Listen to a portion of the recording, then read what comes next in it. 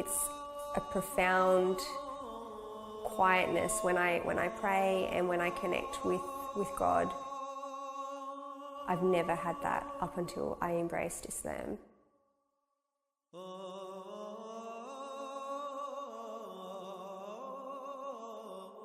I pray 5 times a day. I fast the month of Ramadan. I'm still new to Islam.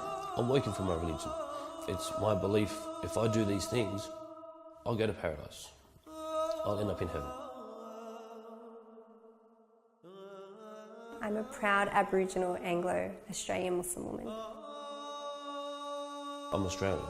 I'm 100% true blue, white Muslim.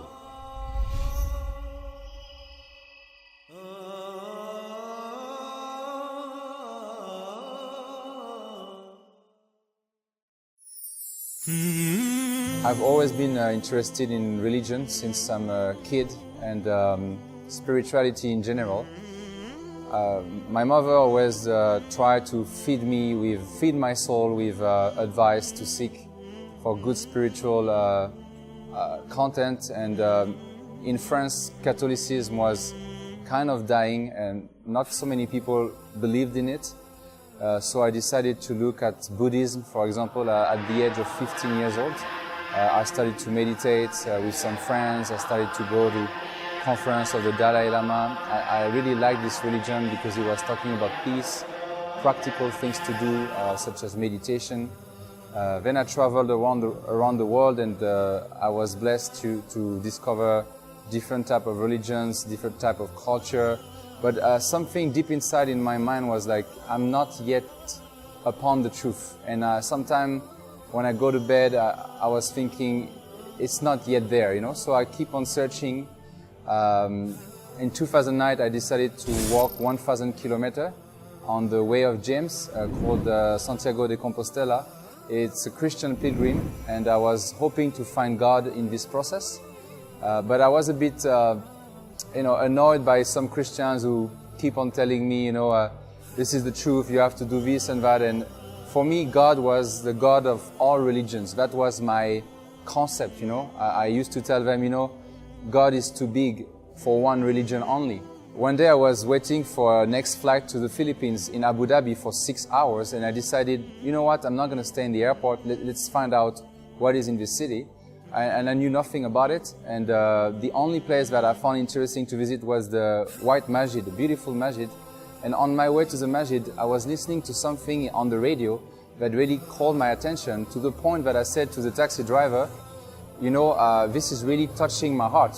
And the taxi driver said, brother, this is the Quran, and you've been talking to me about your life. I think you're a really good person. Please save yourself and your family from the hellfire. And I said to him, just relax, wait a minute, nobody's going to go to hellfire. I didn't believe in that. I thought, there's not such a thing. And I said, you know what, I believe God is too big for one religion. All religions are good. And he said, please, brother, read the Quran whenever you can. And I said yes to him, but I was not able to read the Quran right away. Then I traveled again, and I went to some Muslim countries. I was listening to the azan, the call of prayer, and it always also touched my heart. But I thought, this is a religion for the Arabs. I'm not really interested into it. I don't know if it's for me. So I kept on searching. I even tried to do some shamanism in Mexico. Maybe some of you remember in 2012, some people predicted that the world would be ending. And I was one of those who don't believe it's going to end, but I was so tired of the wars and the lies of what's happening in the world that I thought, I was hoping something will change. And it didn't happen. So we are still here in 2017, and I was blessed that in 2012 I was in the Philippines, and I started to research on internet about the truth. I wanted to know, and I searched on all religions, and it started from Christianity. Since I was in the Philippines, I went back to Christianity. I went to the church. I was in need of spiritual fulfillment, but I was a bit bothered by the concept of Trinity. Also, I didn't believe Jesus was the Son of God. It didn't make sense for me. So I was asking questions to my Christian brothers, and they were not able to answer me. They said to me, I don't know. Also, the life of Jesus between 12 years old and 30 years old is not known in the Bible. So for me, it was a bit not good enough. And somehow deep inside, after my research on Islam, I knew this was the truth, but I was afraid to become Muslim for cultural reasons. I thought my family will not like it, my country will not like it. So it took me at least 5 months to make up my mind. And I also considered Judaism, but I found out that they were also an exclusive religion, that you have to be from a Jew mother to become Jew, and it was very hard to convert to Judaism, and it seems that they think they have to enslave the whole world, you know. So it's not a religion that attracted me, because I don't believe in a superior race. This is not something that I consider to be good. And when I found about the life of Malcolm X and his journey as a convert, and also Cat Stevens, I was an artist at the time. I was playing music in the Philippines.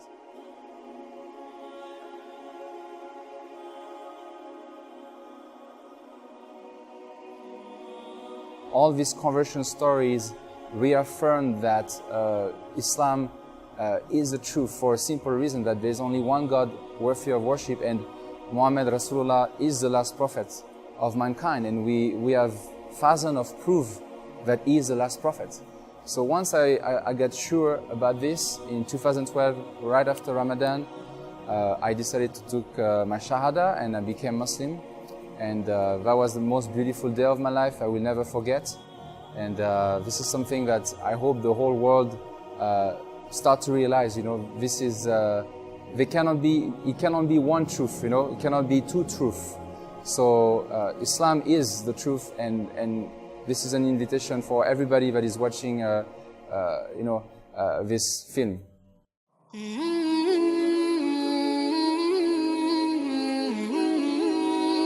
One of the things I remember the first time I visited the masjid in Abu Dhabi is the peace that I found in my heart while entering this place, you know. I thought it was very peaceful, relaxing, and I stayed.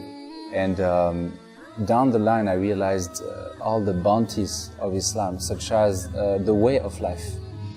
You know, my brothers and sisters, this is something that I really started to appreciate with Islam, that everything in your life is actually planned by Allah, and He gives you guidance to live. And this is the difference with other religions that I could not find. Other religions, they just care about spirituality, but there is no practical advice to be a good husband, a good father, a good businessman, a good politician. Everything has been taught to us through the last prophet of mankind, Muhammad sallallahu alaihi wasallam. And this is why he came, the last, to teach us all these things, to refine our characters. And another thing that is very powerful in Islam is the pillars of Islam. There are 5 pillars, you know. If you want a good foundation in anything you do, you need solid pillars to go through the centuries, to go through the ages. And the first pillar of Islam is Ashhadu alla ilaha illallah wa ashhadu anna Muhammadan Rasulullah. This is the Shahada, which means in English, there is no God worthy of worship except Allah, and Muhammad Rasulullah sallallahu is the last messenger. You know, this is what you need to believe in your heart and your day-to-day life to become a Muslim. Then you have the 5 daily prayers. At first I thought it was a burden. I remember when I was visiting for the first time Turkey, in Istanbul, some brothers told me normally we should be praying 50 prayers. And I thought, wow, this is too much. I mean, how come God can ask people to pray 50 times a day? But then I realized that it has been decreased to 5. But the meaning and the importance of our prayers is worth 50. Why? Because we have been created by God to worship Him, you know. And this is the key point that actually changed my whole life. Because ask yourself, what is the purpose of your life? Some people will say, well, the purpose of my life is to be happy, or the purpose of my life is to make others happy. Everybody give a different answer, but for me, it didn't make sense, because I thought we're all human beings, therefore we should all have the same purpose of life. And this is what the Quran teaches. It's very clear in the Quran. There is one verse that says, the only reason I created you, mankind, is to worship me, you know. And that's why prayer is so important, because it allows you during the day to reconnect with the one who created you. How good is that? You know, you can ask Him anything you want. You can find peace in your heart. And even on a business aspect, it allows you to organize your day accordingly and be more efficient during your day, providing you pray on time. So really, Islam is a fantastic way of life, a fantastic system. Another pillar of Islam is zakat. You know, every Muslim has to pay 2.5% of his wealth per year. You know, why? Because it's to alleviate the burden of the poor. You know, and it's also a way to purify ourselves, because Allah teaches that this money you have, it comes from me, it belongs to me. Therefore, give my money to the poor people. You know. And this is something that I found very attractive in Islam, very purifying, and I love to practice it.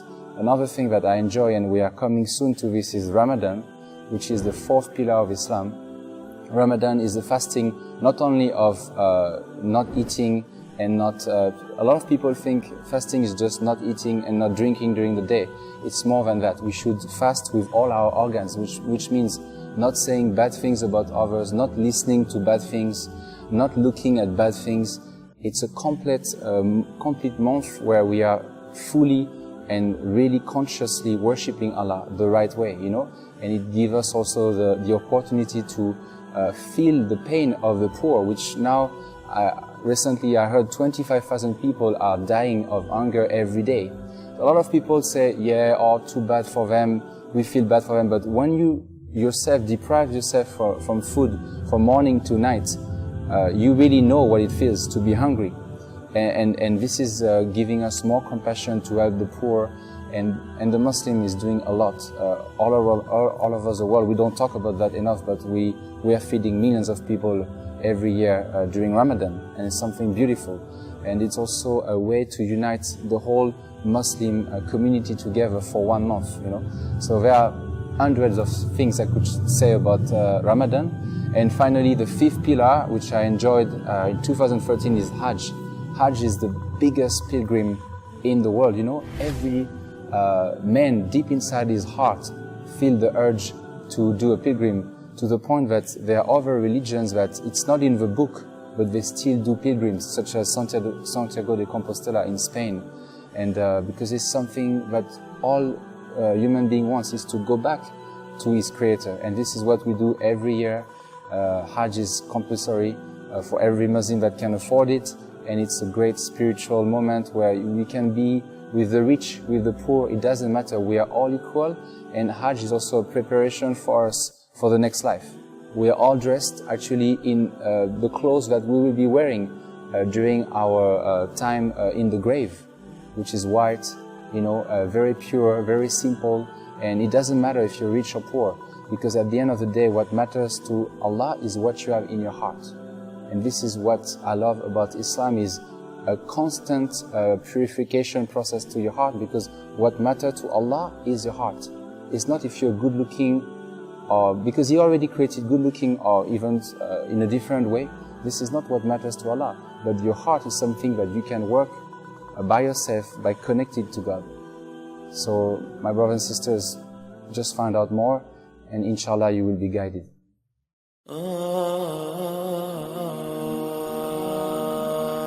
Recently we were blessed to witness the Shahada, the entry in Islam of a Filipina woman.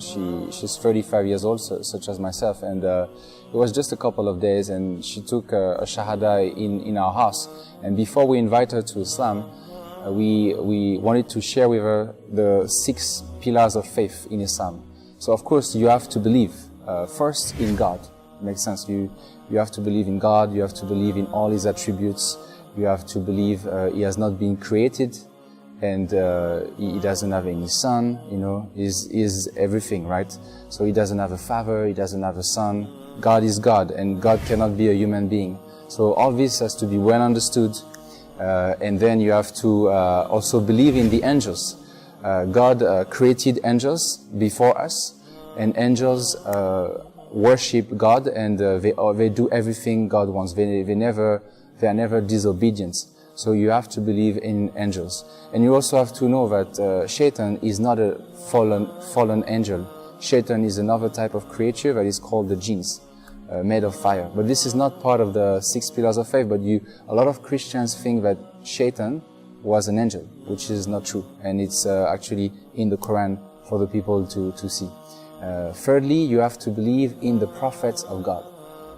Since the beginning of mankind, which started with Adam and Eve, God sent prophets who are all basically from the same family of Adam and Eve. We all come from the same father and mother, and then we all brothers and sisters in humanity. So this is a concept that also Christians believe.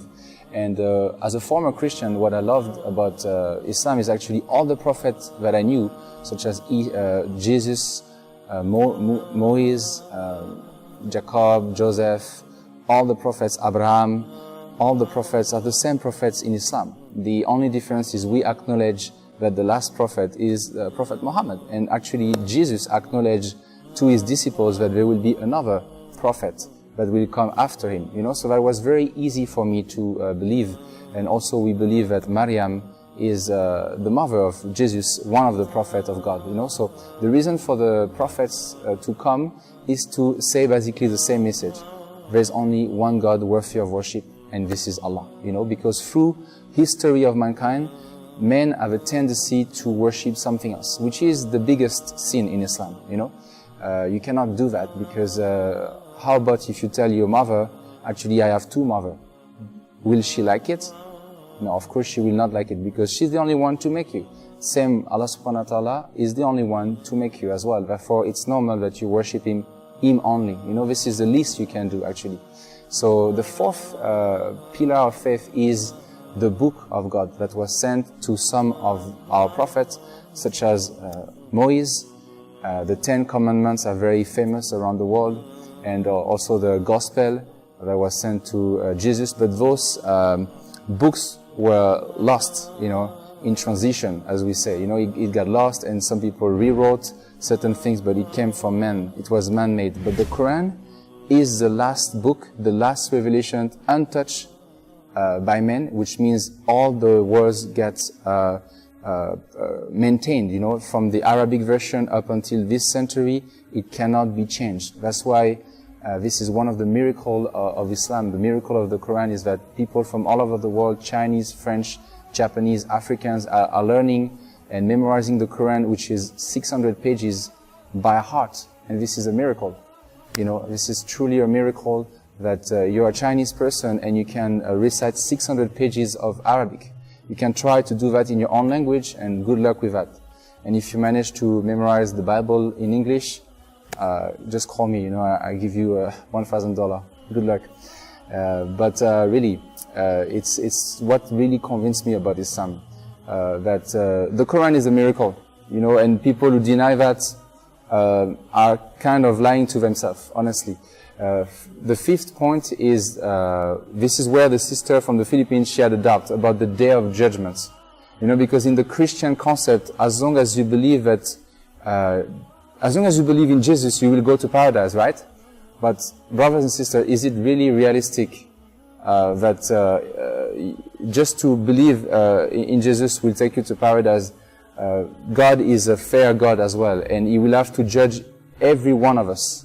And Muslim, we believe that we will be judged as well, such as the Christians, such as the Jews, such as everybody else.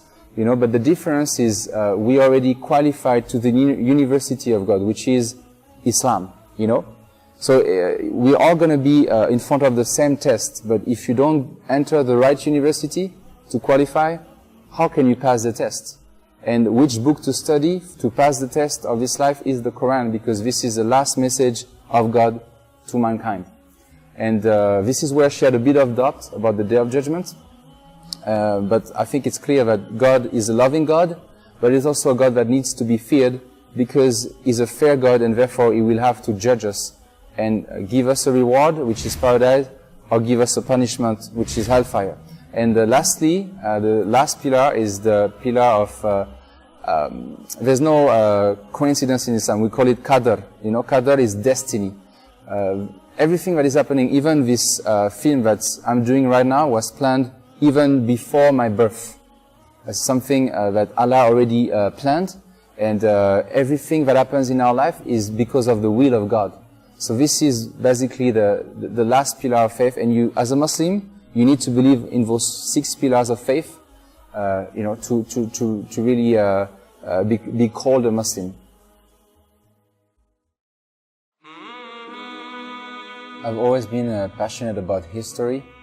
When I was at school, I found fascinating to discover what happened back in the days. But I've never been told how rich and how deep was the history of the Muslim, especially from the 7th century up to the 14th century. Europe was in darkness, and Islam started to spread, including in Spain. And actually the Renaissance in Europe started from Spain. And all the scientists, all the intellectuals were living in Andalusia, and from Andalusia the knowledge spread all over Europe, which ultimately helped Europe to get out of darkness, to become civilized, and it's something that should be taught in every school in Europe and around the world. Islam, there's a book called The 1001 Discoveries in Islam, and Muslim created almost everything, if you think about it. Libraries, universities, pharmacies, vaccination. The first vaccine was from a Muslim, the good one.